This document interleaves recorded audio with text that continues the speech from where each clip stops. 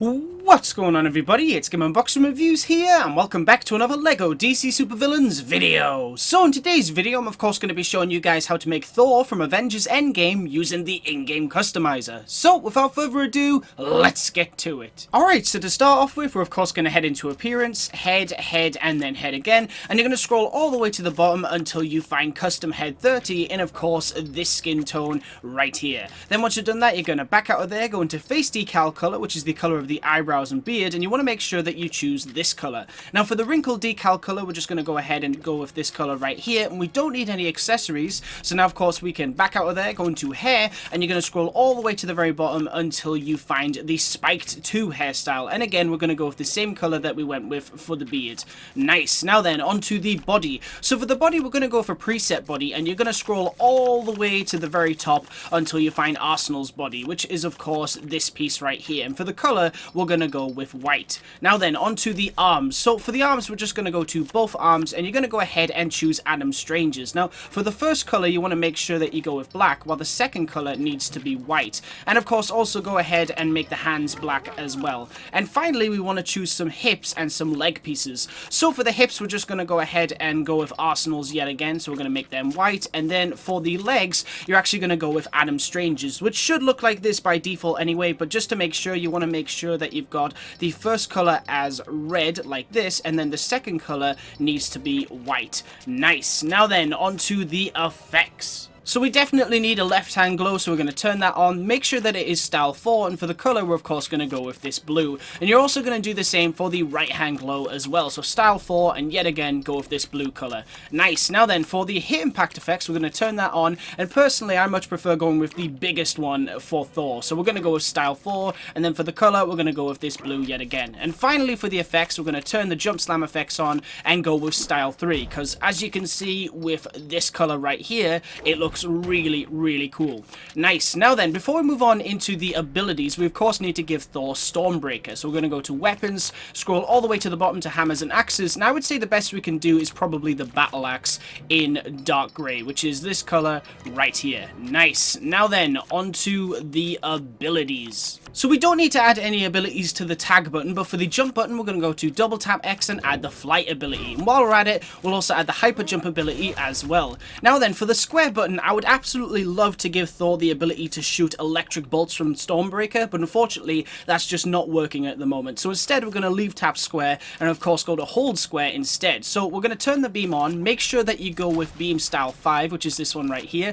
For the beam damage type, we're going to go with an electric beam. For the color, you're going to go with the same blue that we went with for the effects, and then for the origin, we're going to go with the weapon, because that looks extremely cool. And lastly, for the abilities, we're going to go to the circle button. So on tap circle, we're going to go ahead and give Thor the shrink ability, and I'll explain why in the free roam section of the video. But lastly, for the abilities, we want to go to hold circle, we're going to go to explosion attack, turn that on. Make sure that you go with explosion style 3, which is this ability right here. For the effect, we're going to go with the second one. For the damage type, we're going to go with an electric explosion, and then for the color, we're going to go with this blue yet again, because as you can see here, that could be seen as a cool little reference to the whole bring me Thanos scene from Avengers Infinity War, which is really cool. Now then, onto the skills. So the only real abilities that we need here are probably just super strength and smash walls, and you can also add beam deflect while you're at it as well. Nice. Now then, onto the personality. So for the health icon, I would probably recommend going with red for the costume. For the health type, we'll go with standard health. For the voice, just choose any male voice. For the speed, go with normal. For the target reticle, I would highly recommend going with live wires. And then for the animation, this doesn't matter because we've obviously already given him Stormbreaker,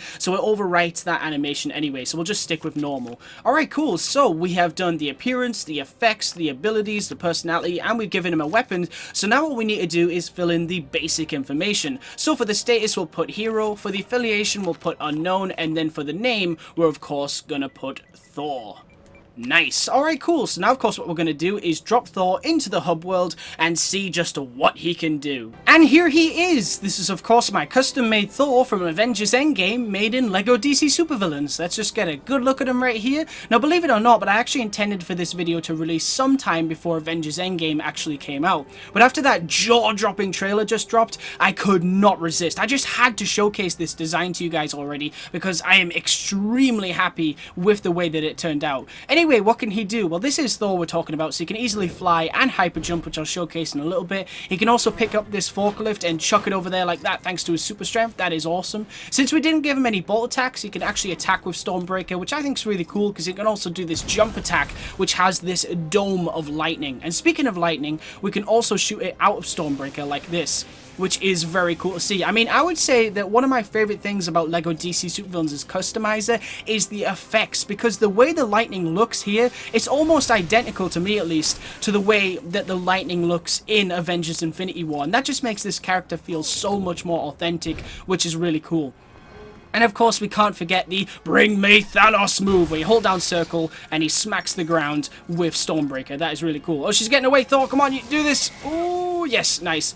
And last but most certainly not least for abilities, we have the Shrink ability. Anyway, let's actually get to fighting the police as Thor. So we're going to hyper jump into the air here, go into Metropolis and see what we can do. And you can see, as he stopped, okay, yeah, so you see when you shrink and then you go back to normal, he's actually running a bit weird. It looks like he's running faster, kind of like how the animation would work when you're actually shrunk. But basically, to fix that, all you got to do is do a jump attack like this. And there you go, he's walking normal again, which is really cool. Anyway, you're probably wondering, why did I decide to give Thor the ability to shrink? Well, pretty much ever since Avengers Endgame promotional art was first released, we got these pictures of the Avengers in these red and white suits. Now, a lot of people believe that these suits are actually related to the quantum realm. So some people think that Scott Lang, once he gets out of the quantum realm, because you know he will, obviously, you see him in the trailer walking around modern day, so that is a given thing. But once he gets out of the quantum realm, he's going to go to the Avengers and tell them, you know, the way I got out of the quantum realm was through a time vortex. And so they're going to be like, okay, well, let's make these suits so we can go into the quantum realm, which requires shrinking, I would imagine.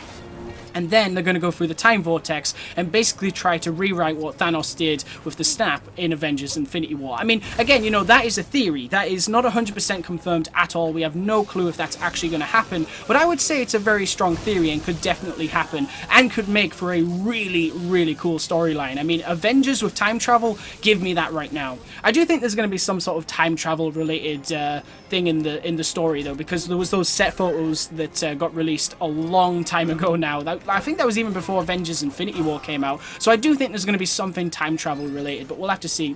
But it's clever, though, the trailer, because the way it's cut, it makes you think that they're not for quantum realm. They're not quantum realm suits. They're actually for space. That's what the trailer made me think. It was like, oh, okay, they're going to the Quinjet and then they're going to fly into space and do whatever they need to do there. I don't know. I have no clue, but that's what it made it look like to me, at least.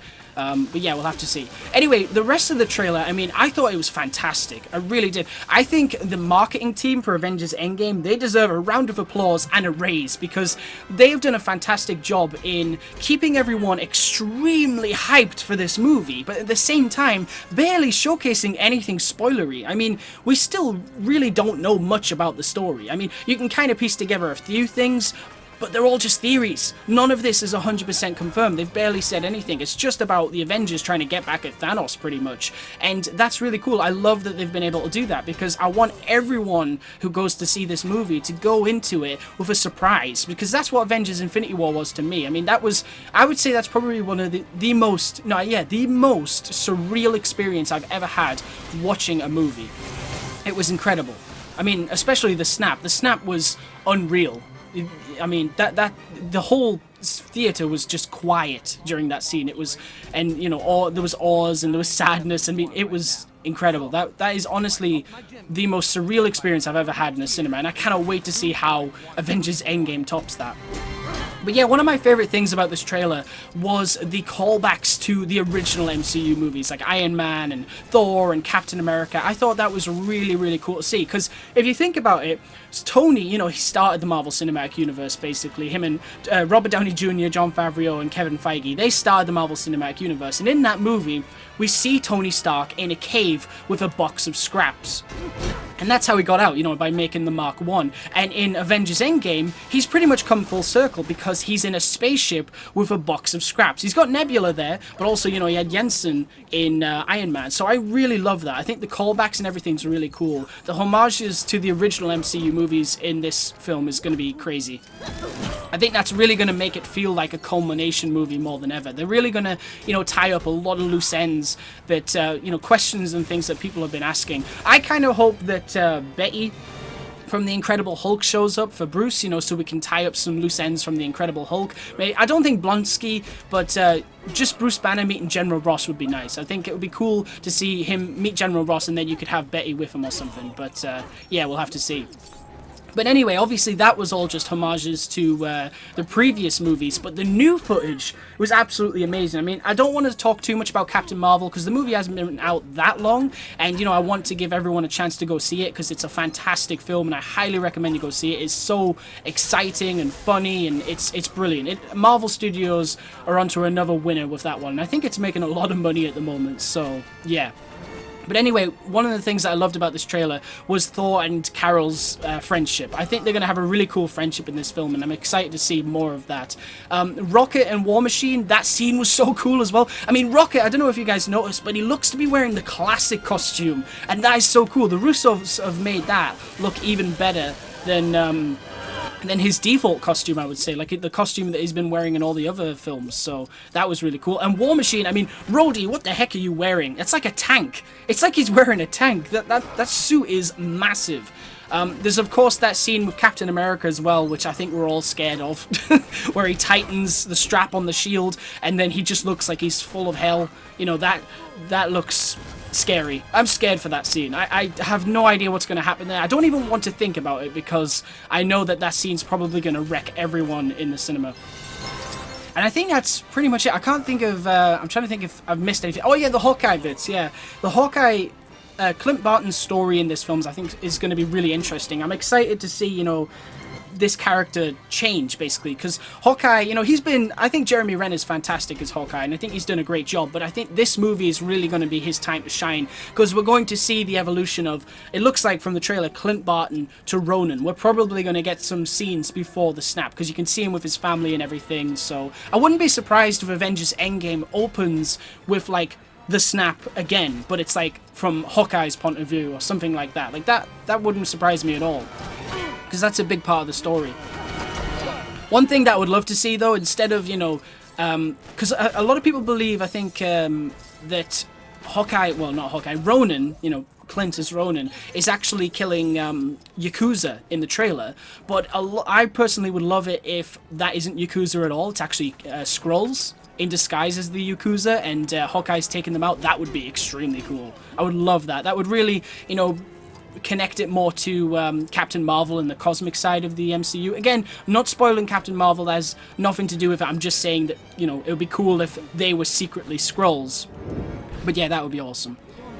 I think Hawkeye's probably going to be one of the characters I'm most looking forward to seeing. Just his story. His story's going to be really, really interesting in that one. And obviously Iron Man and Nebula. And of course, you know, at the end of the trailer, we see that Tony gets out of space. A lot of people were like, wait, what? How could they show us that? Obviously, that was going to happen. There was no way they were going to leave Tony in space for the whole movie. I mean, this is the end of the path he started us on, like he said in Avengers Age of Ultron. This is literally it. Not Avengers Age of Ultron. This is the movie that is going to end the story that they've been building to pretty much since 2008 with Iron Man 1.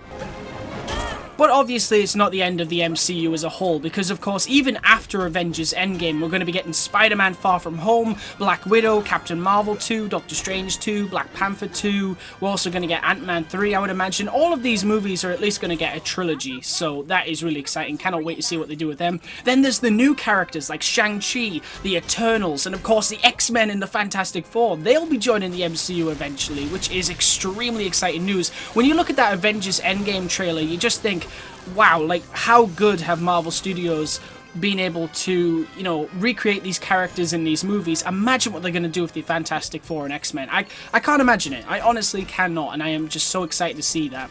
And it's going to be amazing to see, like, all of these characters that do survive Avengers Endgame interacting with those characters. Like, I cannot wait to see Spider-Man, you know, Tom Holland's Spider-Man with the Human Torch or Wolverine. The possibilities there are endless.